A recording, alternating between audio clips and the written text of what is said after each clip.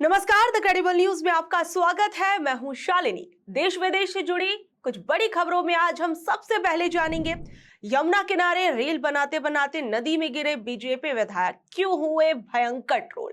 क्या जनता ने माना कि यमुना ने खुद ही रेलबाज नेता को पकड़कर सफाई के दावों वाली डुबकी लगवा डाली। उससे अगली खबर में हम देखेंगे कि बगावत के डर से नीतीश कुमार ने क्या अपनी ही पार्टी से 11 नेताओं को निकाला। क्या सुशासन बाबू की कुर्सी अब बिहार में हिलने लगी है। उसके बाद हम जानेंगे कि आखिर में क्यों 5 मासूमों को ब्लड की जरूरत पड़ने पर उन्हें HIV संक्रमित खून क्यों चढ़ा दिया गया। उससे अगली खबर में हम देखेंगे कि क्या बीजेपी ने फिर से चुनाव हाईजैक करने की कोशिश करी थी। प्रेस कॉन्फ्रेंस कर कांग्रेस ने क्या खुलासा किया। उससे अगली खबर में हम जानेंगे कि आखिर क्यों ट्रंप मैच के बीच में विज्ञापन देख भड़क उठे और फिर किस देश पर लगा डाला भारी टैरिफ। तो बात सबसे पहली खबर की। दिल्ली की राजनीति में आजकल पानी पीने और डुबकी लगाने का कंपटीशन चल रहा है। यमुना सफाई पर दावों की ऐसी जंग छिड़ी है कि नेताजी अब सीधे नदी में उतर गए। परपरगंज से बीजेपी के विधायक रवि नेगी आम आदमी पार्टी के नेता सौरभ भारद्वाज की चुनौती का जवाब देने के लिए यमुना घाट पहुंचे थे और चुनौती थी कि यमुना का पानी पीकर दिखाओ। और इसका जवाब देने के लिए पड़पड़गंज से विधायक जो थे वो यमुना नदी के किनारे पहुंच गए। हाथों में एक बोतल लिए रवि नेगी वहां पर पानी के बारे में बता रहे थे और देखते ही देखते वो पानी के अंदर फिसल गए। वहीं इस वीडियो के आने के बाद सौरभ भारद्वाज ने भी ये वीडियो पोस्ट किया और तंज कसा कि बीजेपी विधायक की बहुत सुंदर डुबकी, आपके झूठ से मां यमुना बहुत नाराज हुई है। इसे कहते हैं कर्मों का फल तुरंत मिलना। और जैसे ही ये वीडियो वायरल हुआ उसके बाद रवि नेगी सोशल मीडिया पर भयंकर ट्रोल होने लगे। उनकी जगह जगह ये वीडियो दिखाई देने लगी। सबसे बड़ी बात यहाँ पर ये उठती है कि मुख्यमंत्री रेखा गुप्ता तो दावा कर रही थी कि उन्होंने पर्यावरण अनुकूल केमिकल से झाग कम कर दिया है और यमुना साफ हो चुकी है। लेकिन विधायक जी के फिसलने से एक बात साफ है कि यमुना का कीचड़ अभी भी अत्यधिक फिसलन से भरा पड़ा है। पार्टी जो भी हो, आज का विनर यमुना नदी है, जिसने अपने जल स्तर पर ही बता दिया कि उसके सफाई के दावों में, या कहें कि पार्टी जो सफाई के दावे कर रही है उसमें कितना दम है। छठ पूजा का माहौल चल रहा है और छठ पूजा को मानने वाले, उसे पूजने वाले लोग यमुना नदी के किनारे जाते हैं, पूजा पाठ करते हैं। तो ऐसे में ये सच्चाई जो है वो बता रही है कि किस तरीके से बीजेपी पार्टी जो ये कह रही है कि उसने यमुना नदी को काफी साफ कर दिया है, तो ये तमाम दावे यमुना नदी की हकीकत को बता रहे हैं। और वहीं इसे लेकर विपक्ष जो है वो लगातार बीजेपी पार्टी को अब ट्रोल कर रहा है। इसे लेकर सौरभ भारद्वाज उन्होंने क्या कुछ कहा, जरा सुनिए। वो जगह जहां बताया जा रहा है, हालांकि बताया नहीं जा रहा, हमें मालूम है वहां पे प्रधानमंत्री नरेंद्र मोदी बिहार चुनाव से पहले बिहारी वोटर को साधने के लिए छठ मनाएंगे। अब मैं आपको कहूंगा कि एक बार नीचे जा रहा कैमरा दिखाया जाए। देखिए वो जो दूर से पानी आ रहा है, इधर दिखाइए, इधर। ये जो दूर से पानी आ रहा है ये यमुना का पानी है और यमुना के ऊपर वासुदेव घाट बनाया गया था कि यमुना से वासुदेव घाट से यमुना के दर्शन हो और लोग यमुना के अंदर जा सके। मगर पिछले कुछ दिनों में वासुदेव घाट को यमुना से अलग किया गया है और बीच में आप देखिए मिट्टी की एक बाउंड्री बनाई गई है। तो आप साफ देख सकते हैं कि यमुना अलग है, मगर वासुदेव घाट पे जो पानी आया है वो अलग है। और अब मैं ये भी बताऊंगा ये पानी कहां से आया है और कैसे लाया गया है। दूर जूम करके दिखाइए वो हरे रंग की पानी की पाइपलाइन। ये पानी की पाइपलाइन सोनिया विहार से गंगा का साफ फिल्टर्ड पानी लेके आ रही है। यानी कि वो पानी जो गंगा से आती है उस पानी को सोनिया विहार में फिल्टर किया जाता है और पीने लायक बनाया जाता है। उस पीने लायक पानी से एक मोटी पाइपलाइन काट के चोरी छुपे यहां वासुदेव घाट में जोड़ी गई है और एक अलग से छोटा आर्टिफिशियल और नकली घाट बनाया गया है जिसके अंदर पानी यमुना का नहीं है। दोस्तों ये पानी गंगा का पानी है और फिल्टर्ड पानी है और ये भारतीय जनता पार्टी की सरकार की चोरी है।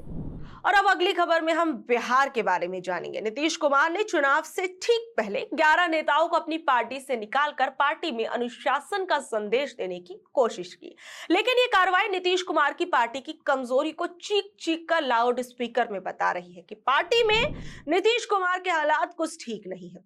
माना जा रहा है कि नीतीश कुमार के बार बार गठबंधन बदलने की कलाकारी ने उनकी राजनीतिक विश्वसनीयता को चवन्नी में बदल दिया है। ये बात भी है कि नीतीश कुमार अपने सुशासन के लिए कम और अपनी कुर्सी बचाने के लिए पलटी मारने के लिए ज्यादा जाने जाते हैं। यही वजह है कि तेजस्वी यादव तंज कसते हैं कि एनडीए जीत भी गया तो नीतीश कुमार मुख्यमंत्री नहीं बनेंगे। ये बात बीजेपी के प्रचार में भी दिखती है कि पीएम नरेंद्र मोदी की रैली हो चाहे अमित शाह की रैली हो, इनमें से कोई भी व्यक्ति ये बोलता हुआ नजर नहीं आता कि अगर एनडीए बिहार के अंदर जीत जाता है तो उसमें मुख्यमंत्री नीतीश कुमार होंगे। मतलब ये बात कहीं ना कहीं नजर आती है कि नीतीश जी आप कुर्सी पर बैठेंगे या नहीं, ये तय करने का हक जो है वो बिग ब्रदर के रूप में बीजेपी के पास है। वहीं जेडीयू नेताओं का असंतोष भी साफ दिख रहा है कि पार्टी के अंदर बीजेपी ने बिग ब्रदर की भूमिका इतनी जोर से निभा दी है कि नीतीश अपने ही में छोटे भाई बनकर रह गए। सोनवर्षा जैसी सीटें गंवाना और अजय कुमार मंडल जैसे सांसदों का सार्वजनिक रूप से इस्तीफे की पेशकश करना ये चीख चीख कर बता रहा है कि नीतीश कुमार के हाथ से न सिर्फ पार्टी बल्कि गठबंधन की बागडोर भी फिसल चुकी है। 11 नेताओं को बर्खास्त करना अनुशासन नहीं चुनावी घबराहट है। ये विद्रोही नेता एनडीए के वोटों में सेंध लगाकर नीतीश की अंतिम जंग को अंतिम हार में बदल सकते हैं। ये कदम ये दिखाता है कि टिकट बंटवारा इतना ज्यादा लच्चर और मनमाना था कि असंतोष का लावा फूट पड़ा। मुस्लिम नेताओं का इस्तीफा और 17% वोट बैंक खिसकने का डर नीतीश की भाजपा परस्त राजनीति के साइड इफेक्ट है। नीतीश कुमार ने 11 नेताओं को पार्टी विरोधी गतिविधियों के लिए निकाला है। सच तो यह है कि पार्टी विरोधी गतिविधि सबसे ज्यादा तब हुई जब नीतीश कुमार ने बिना किसी विचारधारा की कुर्सी के लिए लगातार पलटियां मारी। ये बर्खास्तगी उनके गिरते कद का प्रमाण भी है। सुशासन बाबू की कुर्सी अब हिल रही है। वो अनुशासनहीनता को कुचल नहीं रहे बल्कि अपने ही घर की टूट फूट को अब वो सबको बता रहे हैं। बिहार की राजनीति में अब वो चाणक्य नहीं बल्कि एक थके हुए बार बार पाला बदलने वाले नेता के रूप में याद किए जा रहे हैं, जिनकी आखिरी उम्मीद अब सिर्फ मोदी के सहारे टिकी है।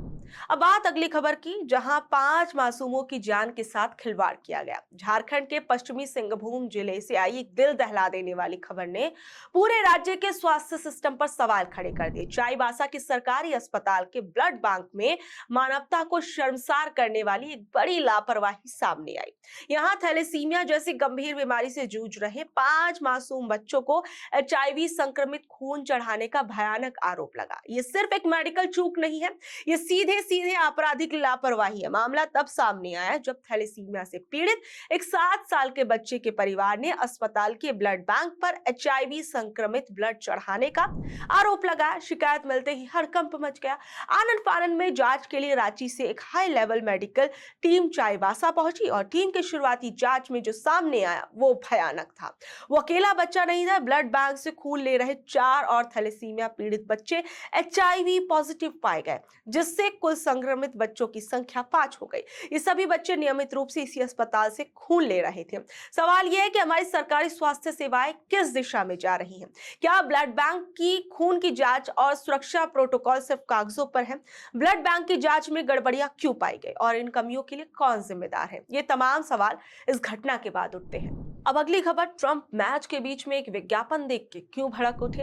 अमेरिका के राष्ट्रपति डोनाल्ड ट्रंप के 24 अक्टूबर को उस समय होश फाख्ता रह गए जब उनकी नजर टीवी पर चल रहे बेसबॉल मैच के बीच आने वाले एक एड पर पड़ी। इस एड में टैरिफ के लिए ट्रंप की आलोचना की गई थी। एड में अमेरिका के पूर्व राष्ट्रपति रोनाल्ड रीगन के शब्दों का प्रयोग करके ट्रंप पर निशाना साधा गया।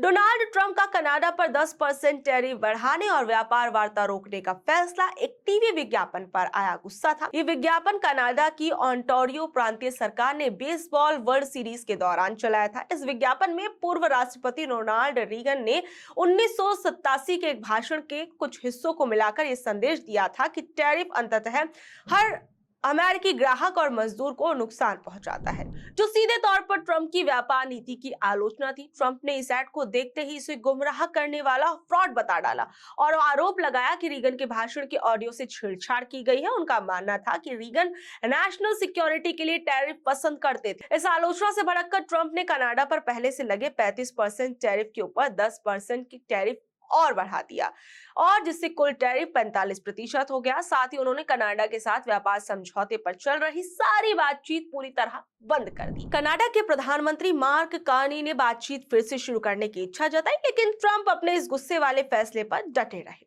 वहीं अब क्या बीजेपी ने फिर से चुनाव हाईजैक करने की कोशिश की? कांग्रेस नेता मणिकराव ठाकरे ने दिल्ली में दमनदीव और दादर नगर हवेली में स्थानीय निकाय चुनाव चुराने का गंभीर आरोप लगाया, और कांग्रेस का कहना है कि बीजेपी ने पूरा ही चुनाव हाईजैक कर लिया और वोट की चोरी की है। कांग्रेस का कहना है कि बीजेपी ने पूरा का पूरा चुनाव हाईजैक कर लिया और वोट की चोरी से आगे बढ़कर अब सीधे चुनाव ही चुरा रही है। और इस पूरे मामले को लेकर आज कांग्रेस पार्टी ने प्रेस कॉन्फ्रेंस कर क्या कुछ कहा, जरा सुनिए। आज हम पूरे दादरा नगर हवेली दीव दमन जो यूनियन टेरिटरी है सभी आप जानते हैं, और वहाँ पे क्या चल रहा है उसका पता ज़्यादा प्रेस में ऑल इंडिया लेवल पे या स्टेट लेवल पे नहीं होता है।